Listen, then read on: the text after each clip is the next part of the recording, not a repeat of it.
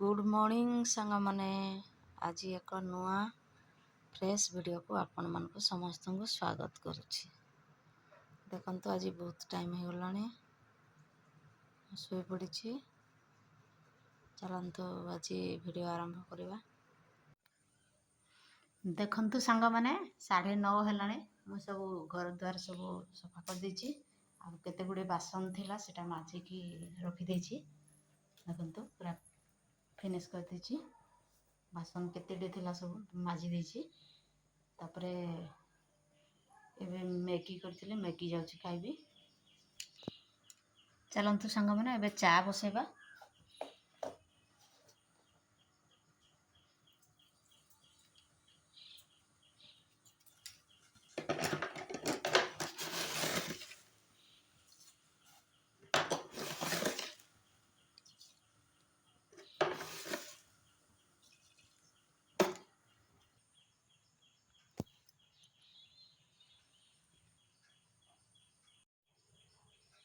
ଚାଲନ୍ତୁ ସାଙ୍ଗମାନେ ମ୍ୟାଗି ଖାଇବା।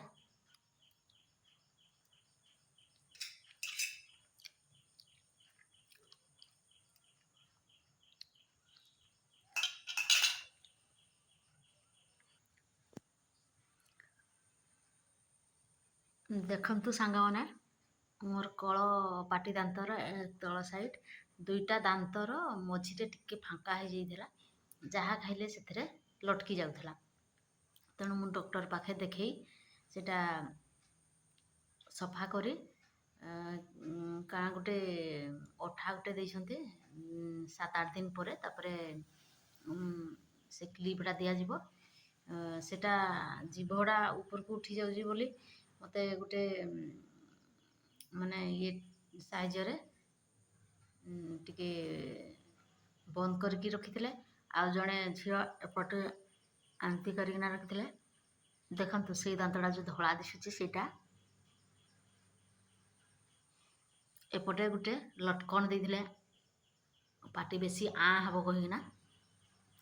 ବୋଲେ ସେଟା ଲାଗି ମୋତେ ଦରଦ ଦେଇଯାଉଛି। ପେନ୍ କିଲର ଖାଇଲିନ, ତଥାପି ସେ ସାଇଡ଼୍ଟା ଜିଭର ସେ ସାଇଡ଼୍ଟା ପେନ୍ ହେଉଛି।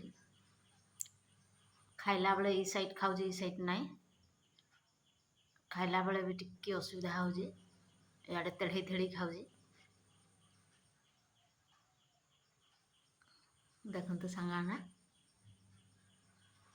ସେ ଦାନ୍ତଟା କ'ଣ କରିବା, ଏମିତି ତ ଅସୁବିଧା ବେଳେବେଳେ ହୁଏ। ଦେଖନ୍ତୁ ମ୍ୟାଗି ଖାଇବା ସରିଗଲା। ଏବେ ଚାଲନ୍ତୁ ଚା ପିଇବା। ଦେଖନ୍ତୁ ଏବେ ଗୁରସ ଆଣିଲା। ଲିଟେନ୍ କ୍ଷୀର ରଖୁଛୁ ଦେଖନ୍ତୁ, ଆଉ ଗରମ କରିଦେଇଛି ଗ୍ୟାସରେ। ଏବେ ଚାଲନ୍ତୁ ଚା ପିଇବା।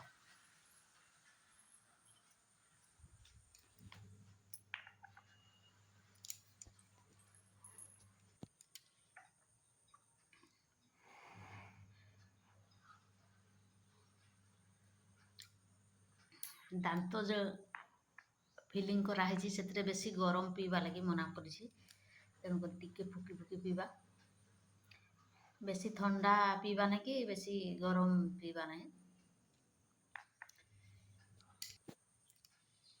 ଏବେ ଗଧା ପଧା ସରିନି। ମୁଁ ନ ଗାଧେଇଲେ ବି ଆଗରୁ ଜଳଖିଆ ଚା ପିଇ ଦେଇଥାଏ। ଗାଧେଇଲା ବେଳେ 10-11 ବାଜି ଯାଉଛି, ପେଟ ଗରମ ହେଇକି ବହୁତ ପ୍ରକାର ଜିନିଷ ବାହାରୁଛି। ତେଣୁକରି ମୁଁ ଏବେ ନୂଆ ଘରକୁ ଆସିଲା ପରେ ମୁଁ ଆଗ ଖାଇଦିଏ, ଯାହା କିଛି ହେଲେ ଖାଇଦିଏ, ତାପରେ ଗାଧାଏ। ଦେଖନ୍ତୁ ସାଙ୍ଗମାନେ, ଆଜି 15 ଜୁଲାଇ। 15 ଜୁଲାଇରୁ ତ ଦେଖନ୍ତୁ ରୁଲ୍ ରେଗୁଲେସନ୍ କିଛି ଅଲଗା କରିଦେଇଛନ୍ତି। ବହୁତ ପ୍ରକାର ଜିନିଷ କରିପାରିବେନି ବୋଲି ମନା ଅଛି। ତେଣୁକରି ମୋର ଫେସ୍ ଦେଖେଇ ଏଥର ମୁଁ ନିଜେ ଭିଡ଼ିଓ କରିବି। ଯାହା କିଛି ହେଲେ ଟିକେ ଦେଖେଇ କରିବି। ପ୍ଲିଜ୍ ଆଗରୁ ଯେଉଁ ସମସ୍ତେ କରୁଥିଲେ, ଯେଉଁ ଅଲଗାମାନଙ୍କର ଚ୍ୟାନେଲ୍ରୁ ଆଣିକି ନିଜ ସାଇଟ୍ରେ ଟିକେ ମୁହଁ ଦେଇକି କରୁଥିଲେ, ମୁଁ ବି ସେମିତି ଭିଡ଼ିଓ କରିଦେଇଛି। ମୋର ତ ଭୁଲ ହେଇଯାଇଛି, ସେ ଭିଡ଼ିଓ ଆଉ କରିବିନି। ଏବେ ଯେଉଁଟା ହେବ ରନ୍ଧା ଭିଡ଼ିଓ, ଯେଉଁଟା ଟିକେ ଦେଖେଇ ପାରିବି, ନହେଲେ ଏମିତି ଟିକେ ଟିକେ ଯାହା ମୋ ନୀତି ଜୀବନରେ ଯାହା କିଛି ମୁଁ କରୁଛି ତାହା ଟିକେ ଟିକେ ଦେଖେଇବି ଆପଣମାନଙ୍କୁ।